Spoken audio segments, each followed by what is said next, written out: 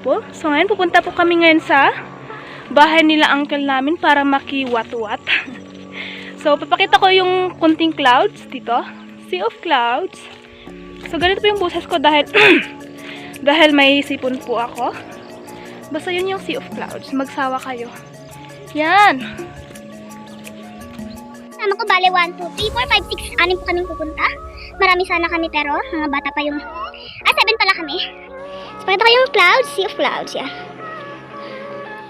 Pupunta kami ngayon sa sa Labang. Labang yung pupunta natin. So, bali papakita ko sa inyo yung Twin Hills live. So, maghintay tayo mamaya. Maglalakad pa kami ng ilang minuto. Pakita ko sa inyo isang garden ng kamatis. Ay, sili pala. So, pag tumaas yung presyo, swerte ng may-ari niyan. So, sana tumaas. God bless! Tapos may nakita akong aba-aba. Yan. May mga tanim ng sayote. So, mahiyaan yung bata. Binibigyan namin ng tinapay. So, binigyan na lang namin kay lola niya. So, ang cute ng yellow bush na trim siya. So, puro yung kalsada itong dinadaan namin pero hindi pa siya na improve. Baka may gustong dyan para improve tong daan namin. Ayan. Puro gubat po yung taas nitong daan. Dito yung place na makikita mo yung halos mga bato is color white. Tinatawag namin to di ba butigi? Butigi, yung ganitong kulay na bato. Dito lang siya. Para siyang kasibo din lang na place na nahati-hati yung klase ng bato. Yan. Ganito yung kulay niya. White. So, mahirap din magtanim pag ganitong klase ang bato. So, ang masasabi ko lang dun sa Kasibo, ang tinatanim nila sa ganitong klaseng bato is yung mga gawid. Mga lawod. Feeling. Yan. Daming clouds.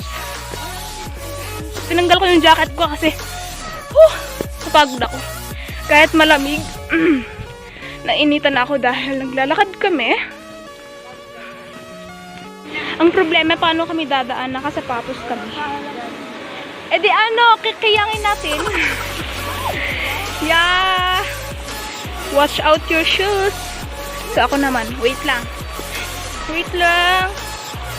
Pag nabasa yung shoes ko. Oh. Very good. Yan, maputi yung daan. Ang ganda ng view. Maganda mag-picture dun sa may bato. Yan, garden ulit ng kamatis. Mabaho. Mabaho yung abono. Yan. Naka-half na ba tayo? Yan, naka-half na raw kami. Malapit na kami sa bahay ni uncle. Saka yung lolo namin doon. Ay, caution dito. This is area is prone to forest or grass fire. Pangaasiyo at andi ko may mandalgab ni naduntog. Tep sayang iday kiyaw ni kaman eteng. Yeah. Wait na talaga kami sa may tuktok ng bundok. Char! So, makikita mo yung clouds. Andun yung Twin Hills pero natatakpan ng ng clouds. Asan yung Twin Hills? Ay, hindi pala kita dito. Joke lang yun, guys. Yan, ang ganda. So, yan. Hindi mo ma-appreciate ng hindi mo ma-appreciate yung yung background dahil sa clouds. Pero maganda pa rin, guys. Yan, madaming mga pine tree, parang bagyo. Dito mostly makikita mo yung mga pine tree. Tapos yan, picture taking. Wait lang. Pa-background. TikTok, 10,000 hours. 10,000 more. Yeah. Ganda ng background. Sea of clouds. May bumigay. Napagod na sa kakakapit. Yan. Bumigay na pine tree. So may nakita kaming isang background ulit. Ang ganda yan. Parang yun nandun sa Benguet. Nakalimutan ko yung pangalan niya. Kasi yung kulay na is blue. Parang siyang parang mamahaling lupa. Char. Yan. So magpipicture kami dito. Picture tayo! Pakita ko muna yung background. Yan. Ang taas. Makikita mo yung bahay namin dun. Char. Takpan yun. Ng bundok. Picture kami dito sa may blue. Parang yun sa Benguet to, guys. Parang nakalimutan ko na yung pangalan niya. So, malapit na po talaga kami dyan. Malapit na. Marami pa rin clouds. Mas lalo dun sa pupuntahan namin. So, may notice to the public. Yan. No burning to this area. Sabi niya. Dahil yung lugar na to is dahil maraming pine tree, grass, mabilis magkaroon ng forest fire. So, yun yung iniingatan natin dito sa atin. Nakaka-disappoint, hindi nakikita yung Twin Hills dahil natatakpan ng clouds. Yan, basta andito yung isa. Tapos yun yung isa, yun yung Twin Hills. Oh my God. So later na lang pagbalik namin, baka may clearing, guys. Pakita ko sa inyo. Yan.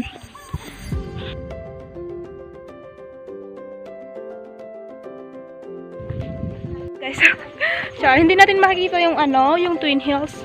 Hindi natin ma-appreciate kasi natatakpan ng clouds. So yan. Naglalakad pa rin kami hanggang ngayon. Malalago. Yan. Kita niyo po. Baka sabihin yung akin yan, guys. Sa ibang tao yan. Yan. Ganda nung kalabas. Ang lalaki. Ang cute. Yan. Yan. Video ko yung Twin Hills. Ito yung isa. Tapos ito yung isa. Yung nasa left side, wala ng puno. Kasi nasunog yan noon. Yan. Yan yung Twin Hills. Pero mas ma-appreciate mo siya pag mas maganda yung pesto mo. Yan, ganda.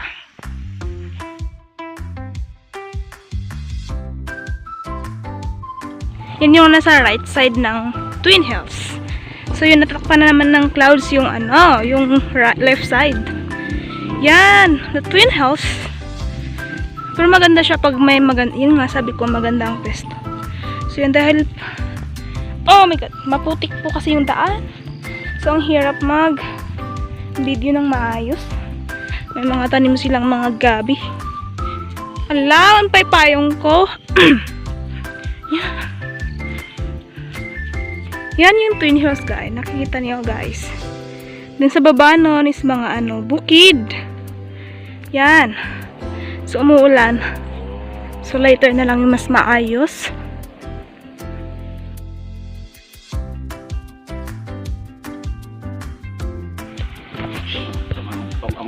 Wow!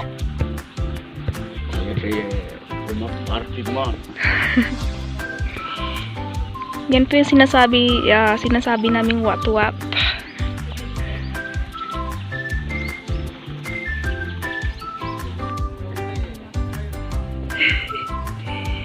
So ito po yung nasa right side pag makikita mo banda dun sa may right. Ay, left side. Hindi ko may paliwanag. Basta ito yung Twin Hills. Ito yung nasa right side na nakikita natin sa mga pictures. Yan. Against the light po kasi dahil maulap.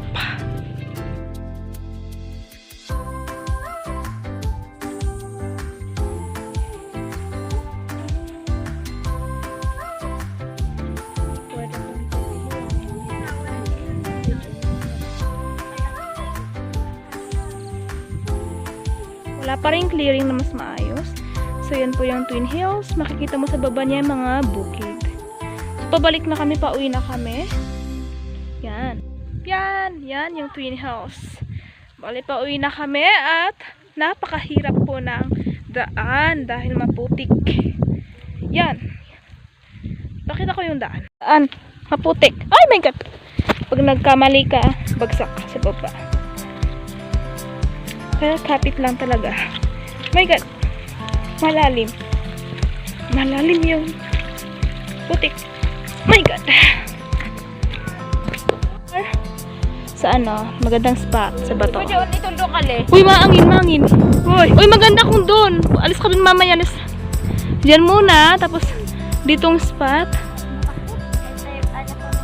Yan.